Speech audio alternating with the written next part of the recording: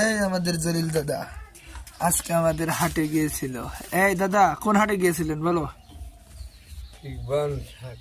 শিবগঞ্জ হাটে। কি বাজার করেছেন? আর এই যে আমাদের জলিল দাদা। জলিল দাদা, দাদা তোমার স্ত্রী সম্পর্কে কিছু বলো। কেন বিয়ে করলেন এই বিষয়ে যদি বললেন। দরকার কেমন দরকার? দেওয়া আর আরো অনেক কিছু কাজ আছে। কি কাজ? সন্ধ্যা বাড়ি পাকটা ধোয়া পাকলা। তারপর তারপরে কি আর কিছু নাই?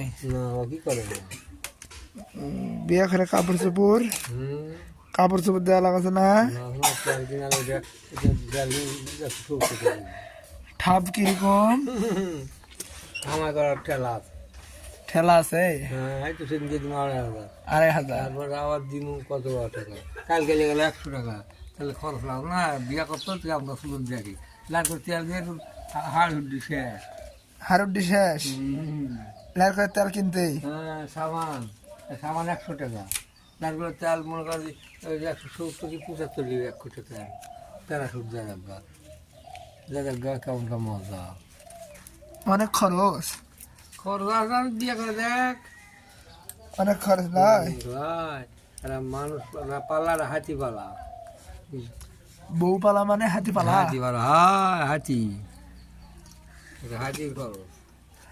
তাহলে মানুষ বিয়ে করবে না? আমার দরকার নেই। এই যে আমাদের দাদি, এই যে এই দাদি তুই বলে হাতি। ক ক ক বুড়ার বিষয় কিছু কব না?